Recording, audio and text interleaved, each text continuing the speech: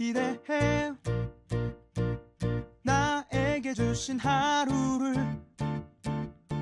때론 피곤하고 일어나기 싫고 널 깨우는 알람 소리에 짜증도 나겠지만 안녕하세요. 오늘도 푸는 말씀 김호영 전도사입니다. 주무시지 않고 나를 지키셨네. 오늘을 나에게 주셨네. 새 말씀 안에 주가 주신 사랑과 은혜와 능. 오늘 우리가 나눌 말씀은 누가복음 2장 34절에서 35절 말씀입니다. 시므온이 그들에게 축복하고 그의 어머니 마리아에게 말하여 이르되 보라 이는 이스라엘 중 많은 사람을 패하거나 흥하게 하며 비방을 받는 표적이 되기 위하여 세움을 받았고 또 칼이 내 마음을 찌르듯 하리니 이는 여러 사람의 마음의 생각을 드러내려 함이니라 하더라. 아멘. 좋은 아침입니다. 오늘 우리가 읽을 말씀은 누가복음 2장입니다. 이 누가복음 2장은 예수님의 탄생과 유년 시절의 이야기를 다루고 있습니다. 물론 예수님의 이 탄생 기사는 마태복음 1장과 2장에서도 나오는데 마태복음에 기록된 것보다 이 누가복음 말씀이 좀 더 이 탄생에 대한 스토리를 자세하게 기록하고 있습니다. 그래서 매 성탄절이 다가오면 이 누가복음 2장이 정말 사랑받는 말씀이 되죠. 많은 교회 목사님들이 다 누가복음 2장을 가지고 설교를 하십니다. 저희 담임 목사님께서도 성탄 예배 때 이 누가복음 2장의 말씀을 다루셨죠. 물론 올해는 코로나 바이러스로 인해서 모든 교회가 모이지 못해서 이 본문을 가지고 연극이 꾸며진다거나 뮤지컬을 하지 못했지만 매년 12월 말에는 이 누가복음 2장 말씀을 가지고 어린아이들이 연극을 꾸미기도 하고 또 많은 행사를 진행합니다. 저도 교회 주일학교에서 자라오면서 물론 예수님 역할은 한 번도 연기를 해본 적은 없지만 요셉 역할은 많이 했던 기억이 있습니다. 이보시오 여기 남는 방 있습니까? 마리아 어떡하오? 이런 식으로 말이죠. 우리는 매년 이 놀라운 사건을 가지고 재미있게 설교하거나 연극으로 꾸며서 익숙하게 여러분에게 다가올 것입니다.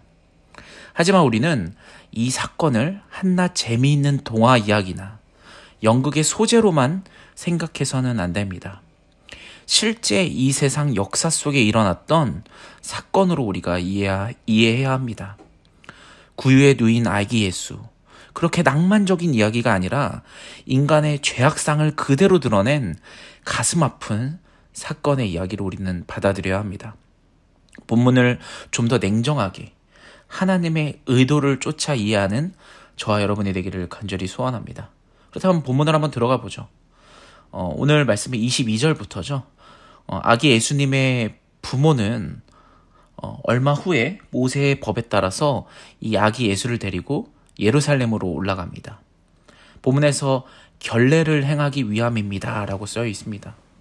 모세의 율법에 따르면 남자아이는 40일이 지나면 예루살렘 성전으로 데려가 제사를 드려야만 했습니다. 당연히 예수님의 부모도 아기 예수가 탄생하고 제사를 드려야 했죠. 24절 한번 보시죠. 또 주의 율법에 말씀하신 대로 산 비둘기 한 쌍이나 혹은 어린 집 비둘기 둘로 제사하려 함이더라. 아멘.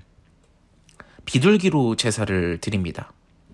이것을 보면 이 예수님 가정이 가난하였음을 짐작할 수 있죠. 왜냐하면 율법에 보통 번제로는 1년 된 어린 양을 취하여 드리고 속죄제로는 집비둘기나 산비둘기로 드려야만 했기 때문입니다.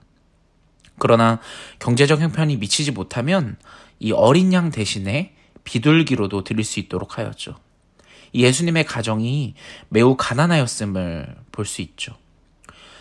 그런데 중요한 것은 그들은 예루살렘 성전에서 바로 시므온이라는 경건한 사람을 만났다라는 사실입니다. 오늘 본문에 등장하는 이 시므온은 예루살렘 사람으로서 의롭고 경건하여 이스라엘의 위로를 기다리는 사람이었습니다. 25절 보시죠. 예루살렘에 시므온이라는 사람이 있으니 이 사람은 의롭고 경건하여 이스라엘의 위로를 기다리는 자라. 성령이 그 위에 계시더라. 아멘. 이 25절 말씀을 보면 경건한 시몬은 그가 주의 그리스도를 보기 전에는 죽지 아니하리라 라는 성령의 지시를 받았다고 합니다. 26절도 보시죠. 그가 주의 그리스도를 보기 전에는 죽지 아니하리라 라는 성령의 지시를 받았더니 26절에 등장하죠. 시므온이 성령에 의해 계시를 받은 것은 이 메시아를 증거하기 위한 하나님의 목적이었습니다. 하나님은 자신의 사역을 위해서 가끔 사람을 도구로 사용하시죠. 시므온을 도구로 사용하셨던 것입니다.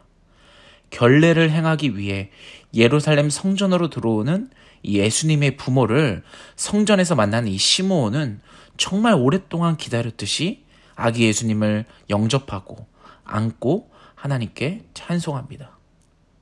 이 시므온의 찬송은 이제 놓아주시는도다 라고 잘 알려진 메시아의 찬송입니다. 29절에서 32절입니다. 주제여, 이제는 말씀하시는 대로 종을 평안히 놓아주시는도다. 내 눈이 주의 구원을 보았사오니 이는 만민 앞에 예비한 것이요 이방을 비추는 빛이요 주의 백성 이스라엘의 영광이니이다. 아멘. 늙고 고달픈 몸을 이끌고 살아가는 이 시므온에게 주어진 사명은 이 땅에 오신 메시아를 눈으로 보고 바로 증거하는 것이었습니다. 이 사명 때문에 그는 죽지도 못하고 힘든 나날을 보내고 있었으나 이제는 아기 예수를 보았으니 평안히 죽을 수 있게 되었다라는 것입니다. 30절을 보시죠. 내 눈이 주의 구원을 보았사오니. 내 눈이 주의 구원을 보았다. 예수님은 비록 아기의 모습으로 계시지만 만민을 위한 하나님의 구원이셨습니다. 만민 앞에 예비하신 것이요 이상을 비추는 빛이시요 이스라엘의 영광이신 바로 예수 그리스도이십니다. 예수님은 하나님께서 오래전부터 예비하신 좋은 소식이며 선지자들을 통해서 약속하신 것입니다.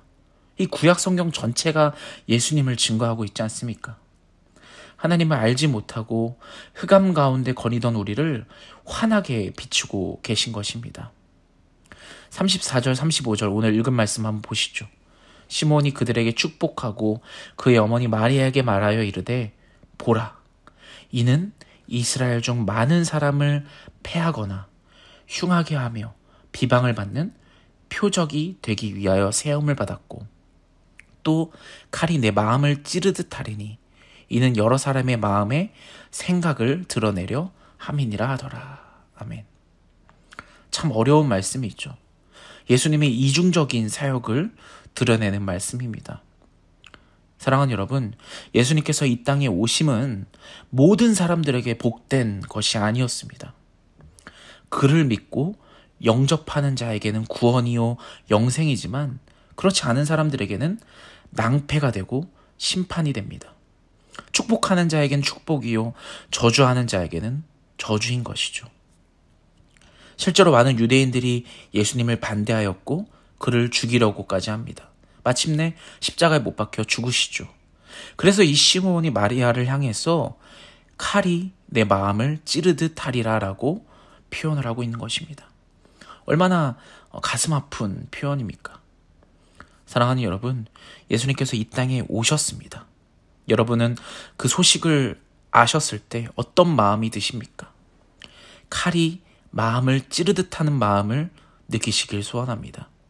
매년 웃고 즐기고 동화 같은 이야기, 행복한 이야기, 낭만적인 이야기로 성탄을 보내는 것이 아니라 칼이 내 마음을 찌르듯한 마음을 느끼고 주님의 은혜로 긍휼을 입으며 살아가는 2021년 저와 여러분이 되기를 간절히 소원합니다. 우리 같이 기도합시다. 2020년이 가고 또 다시 한 해를 시작합니다. 칼이 마음을 찌르듯한 마음을 올 한 해 나에게도 허락하여 주시옵소서. 그 마음을 가지고 오직 하나님을 의지하며 하나님만 영접하며 주님의 구원을 받고 영생을 얻는 우리가 되게 해달라고 우리 같이 주여 한번 외치며 기도하겠습니다.